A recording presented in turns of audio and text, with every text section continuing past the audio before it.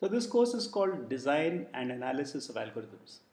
So design is something that is easier to understand. We have a problem, we want to find an algorithm, so we are going to design an algorithm. But what exactly does analysis mean? So analysis means trying to estimate how efficient an algorithm is. Now there are two fundamental parameters that are associated with this. One is time. How long does the algorithm actually take to execute on a given piece of hardware? Remember, an algorithm will be executed as a program, so we'll have to write it in some programming language and then run it on some particular machine. And when it runs, we have all sorts of intermediate variables that we need to keep track of in order to compute the answer. So how much space does it take? How much memory does it require? Now, we will argue that in this course at least, we will focus on time rather than space. One reason for this is that time is a rather more limiting parameter in terms of the hardware. It's not easy to take a computer and change its speed. So if we are running algorithms on a particular platform, then we are more or less stuck with the performance that that platform can give us in terms of speed. Memory, on the other hand, is something which is relatively more flexible. We can add a memory card and increase the memory. And so, in a sense, space is a more flexible requirement. And so, we can think about it that way. But essentially, for this course, we will be focusing on time more than space. So, if we are looking at time, we have to ask how we measure the running time. So of course we could run our program on a given computer and report the answer in seconds or in milliseconds. But the problem with this is that the running time of an algorithm measured in terms of a particular piece of hardware will of course not be a robust measure. If we run it on a different computer or if we use a different programming language, we might find that the same algorithm takes different amount of time. More importantly, if we are trying to compare two different algorithms, then if we run one algorithm on one computer and the other on another computer, we might get a misleading comparison. So instead of looking at the concrete running time in terms of some units of time, it's better to do it in terms of some abstract units of how many steps the algorithm takes. So this means that we have to decide what a notion of a step is. So a step is some kind of a basic operation, a simple one-step operation that our algorithm performs. And the notion of a step, of course, depends on what kind of language we are using. If we are looking at a very low level, at an assembly language kind of thing, then steps involve moving data from the main memory to a register, moving it back, doing some arithmetic operation within the CPU, and so on. But typically, we look at algorithms and we design them and we implement them at a higher level. We use programming languages such as C, C++, or Java, where we have variables, we assign values to variables, we compute expressions and so on. So for the most part, we will look at basic operations as what we would consider single statements or steps in a high level language. So this could be an operation such as assigning a value x equal to y plus 1 or doing a comparison. If a less than b, then do. So checking whether a is less than b is one step for us. Now we could look at slightly more elaborate notions of steps. For example, we might assume that we have a primitive operation to actually exchange the values in two variables, though we know that to implement this we actually have to go via a third temporary variable. What we will see is that we will come up with a notion which is robust so that the actual notion of a basic operation is not so relevant because we will be able to scale it up and down according to what notion we choose to focus on. The other important thing to realize, of course, is that the algorithm will take a different amount of time depending on the size of the problem that it is presented with. It's quite natural and obvious that if we are trying to sort an array, it will take longer to sort a large array than it will to sort a short array. So we would like to represent the efficiency of an algorithm as a function of its input size. So if the input is of some size n, then it will take time t of n, where t will be a function depending on the input n. But even this is not immediately an obvious definition because not all inputs of size n are going to take the same amount of time. Some inputs will take less time, some inputs will take more time. So what do we take? Right? So it will turn out that the notion that we will typically look at is to look at all the inputs of size n and look at the worst possible one, the one that takes the longest time. Right? So this is called a worst case estimate. It's a pessimistic estimate, but we will justify it as we go along. But this is what we mean now. When we are looking at the time efficiency of an algorithm, what we mean is what is the worst possible time it will take on inputs of size n, and express this as a function of n. So before we formalize this, let's just look at a couple of examples and get a feel for what efficiency means in terms of practical running time on the kinds of computers that we have available to us. So let us start with sorting, which is a very basic step in many algorithms. So we have an array with n elements, and we would like to arrange these elements, say in ascending or descending order, for further processing. Now a naive sorting algorithm would compare every pair of elements, more or less, and try to determine how to reorder them. This would take time proportional to n square because we are comparing all pairs of elements. On the other hand, we will see soon in this course that there are much cleverer sorting algorithms which work in time proportional to n log n. So we can go from a naive algorithm which takes time n square to a better algorithm which takes time n log n. So what we have really done is we have taken a factor of n and replaced it by a factor of log n. So this seems a relatively minor change. So can we see what the effect of this change is? So one way to look at this is to actually look at concrete running times. We said that we will not look at running times as measuring the efficiency of the algorithm, but of course the efficiency of the algorithm does have an impact on how long the program will take to execute, and therefore on how usable the program is from our practical perspective. So if you take a typical CPU that we find on a desktop or a laptop, which we have these days, it can process up to about 10 to the 8 operations. These are these basic operations in a high level language like an assignment or checking whether one value is less than another value. We can say that it can do about 10 to the 8 operations. Now this is an approximate number, but we need to get some handle on a number so that we can do some quantitative comparisons of these algorithms. So it's a useful number to have for approximate calculations. Now one thing to remember is that this number is not changing nowadays. We used to have a situation where CPUs were speeding up every 1.5 years, but now we have kind of reached the physical limits of current technology. So CPUs are not speeding up. We are using different types of technologies to get around this, parallelizing, multi-core and so on. But essentially the sequential speed of a CPU is stuck at about 10 to the 8 operations per second. So now when we take a small input, supposing we are just trying to rearrange our contact list on our mobile phone, we might have a few hundred contacts, maybe 1,000 contacts, maybe even a few thousand contacts. If we try to sort our contact list, say by name, it really would not make much difference to us whether we use an n square or an n log n algorithm. Both of them will work in a fraction of a second, and before we know it, we will have the answer. But if we go to more non-trivial sizes, then the difference becomes rather stark. So consider the problem of compiling a sorted list of all the mobile subscribers across the country. It so turns out that India has about 1 billion, that is 10 to the 9 mobile subscribers. This includes data cards, phones, various things, but these are all people who are registered with some telecom operator and own a SIM card. Okay, so this is the number of SIM cards which are in active use in India today. So suppose we want to compile a list of all owners of SIM cards in India in some sorted fashion. Since we have 10 to the 9 subscribers, if we run an n square algorithm, this will take 10 to the 18 operations, because 10 to the 9 square is 10 to the 18.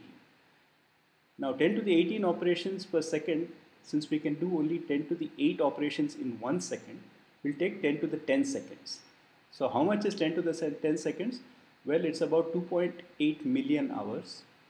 Okay? It's about 115,000 days. And that's about 300 years. So you can imagine that if we really want to do this using an n square algorithm, it would really not be practical, because it would take more than our lifetime, more than several generations in fact, to compute this on the current hardware. On the other hand, if we were to move to the smarter n log n algorithm, which we claim we will find, then it turns out that sorting this large number of phone users takes only 3 times 10 to the 10, because the log to the base 2 of 10 to the 9 is 30. it's useful to remember that 2 to the 10 is 1000. So log to the base 2 of 1000 is 10. Now since logs add, 1000 times 1000 is 10 to the 6, right? So the log of 10 to the 6 is 20. Log of 10 to the 9 is 30. So 30 into 10 to the 9, n log n is 3 times 10 to the 10. So this means that it will take about 300 seconds. So it will take about 5 minutes. Now 5 minutes is not a short time. You can go and have a tea and come back. But still, it will get done in a reasonably short amount of time so that we can then work with this useful information and go on. As opposed to 300 years, which is totally impractical. So let's look at another example. So supposing we are playing a video game. Right? So this might be one of these action type games where there are objects moving around the screen and we have to identify certain objects, shoot them down, capture them, whatever. So let's assume that as part of the game, in order to compute the score, it has to periodically find out the closest pair of objects on the screen. So now how do you find the closest pair of objects among a group of objects? Well, of course, you can take every pair of them, find the distance between each pair, and then take the smallest one. Right? So this will be an n-square algorithm. Right? So you compute the distance between any two objects, and then after doing this for every pair, you take the smallest one. Now it turns out that there is a clever algorithm, again, which takes time n log n. So what is this distinction between n square and n log n in this context? Now on a modern kind of gaming computer with a large display, it is not unreasonable to assume that we could have a resolution of say 2500 by 1500 pixels. If we have one of these reasonable size 20-inch monitors, we could easily get this kind of resolution. So we will have about 3.75 million points on the screen. Now we have some objects placed at some of these points. So let us assume that we have 5 lakh objects, 500,000 objects placed on the screen. So if we were to now compute the pair of objects among these 500,000 which are closest to each other, and we use the naive n-square algorithm, then you would expect to take 25 times 10 to the 10 steps, because that is 5 into 10 to the 5 whole square. 25 into 10 to the 10 is 2500 seconds, which is around 40 minutes. Now if you're playing a game, an action game in which reflexes determine your score, obviously each update cannot take 40 minutes. That would not be an effective game. On the other hand, you can easily check that if you do an n log n calculation for 5 into 10 to the 5, you will take something like 10 to the 6 or 10 to the 7 seconds. So this will be a fraction of a second, 1/10 to 1/100th of a second, which is well below your human response time. So it will be essentially instantaneous. So we move from a game which is hopelessly slow to one in which it can really test your reflexes as a human being. Right? So we have seen in these two examples that there is a real huge practical gulf between even something as close to each other as n log n and n square. The size of the problems we can tackle for n square are much smaller than the size of the problems we can tackle for n log n. So when we look at these functions of n, okay, typically we will ignore constants. Now this will partly be justified later on by the fact that we are not fixing the basic operation, but essentially by ignoring constants we are looking at the overall function of the efficiency as a function of n as it increases, right? So this is what we call asymptotic complexity. As n gets large, how does the function behave? So for instance, supposing we have some function which grows like n square with a large coefficient and something which grows like n cubed with a coefficient of 1. Initially it will look like n square, say 5000 n square is much more than n cubed. But very rapidly, say at 5000, right? At 5000 we'll have both will be 5000 cubed. And beyond 5000, the function n cubed will grow faster than the function 5000 n square. Right? So there will be a point beyond which n cubed will overtake n square, and after that it will rapidly pull away. Right? So this is what we would typically like to measure. We would like to look at the functions as functions of n without looking at the individual constants, and we will look at this a little more in detail. So since we are only interested in orders of magnitude, we can broadly classify functions in terms of what kind of functions they look like. Right? So we could have functions which are proportional to log n, functions which are proportional to n, n square, n cube, n to the k, which is, so any n to the fixed k is a polynomial. So we can call all these functions we will look at as polynomial, right? So these are polynomial complexity. And then we could have something which is 2 to the n. If 2 to the n essentially comprises of looking at all possible subsets. So these are typically the brute force algorithms where we look at every possibility and then determine the answer. Right? So we have logarithmic, polynomial, and exponential functions. So what do these look like in terms of the numbers that we were talking about? So if you look at this chart, the left column varies the input size from 10 to the 1 to 10 to the 10. And then each column after that is a different type of complexity behavior, okay, as a function which ignores constants and only looks at the magnitude. So we have log n, then we have something which is polynomial n square, n cube. In between we have n log n, which we saw before, and then we have these two exponential functions which are 2 to the n and n factorial. Okay. So now in this we are trying to determine how efficiency determines practical usability. Okay. So now if you look at this, we said that we can do 10 to the 8 operations in 1 second. So maybe we are willing to work up to 10 seconds. So 10 to the 9 operations is about the limit of what we would consider efficient. 10 to the 10 operations would mean 100 seconds, which would mean 2 minutes, and maybe 2 minutes is too long. Okay. So now clearly if we are looking in a logarithmic scale, there's no problem. Up to 10 to the 10, right, we can do everything in about 33 steps, which will take very, very little time. Now in a linear scale, given that we are expecting 10 to the 9 as our limit, this becomes our limit, right? So we can draw a line here and say that below this red line, okay, things are impossibly slow. N log n is only slightly worse than n. So we can do inputs of size 10 to the 8 because n log n for 10 to the 8 is something proportional to 10 to the 9. Now there's this huge gulf that we saw. If we move from n log n to n square, then the feasibility limit is somewhere between 10 to the 4 and 10 to the 5. Okay, because at 10 to the 5, we've already reached a running time of 10 to the 10, which is beyond what we want. And now if we move to n cubed, then the feasibility limit drops further, so we can't go beyond about an input size of 1,000. Right? So we can see that there's a drastic drop, and when we come to exponentials, really beyond some trivial things of size 10 or 20, we can't really do anything. Anything which is even 100 will be impossibly slow. Right? So we have these kind of this sharp dividing line of feasibility. Okay? And so we can see that it is important to get efficient algorithms, because if we have inefficient algorithms, even if we think that they work correctly, they will not be able to solve problems of any reasonable size. Okay? And when we are looking at computational algorithms running on a PC, we would really expect our input sizes to be hundreds, thousands, and much more.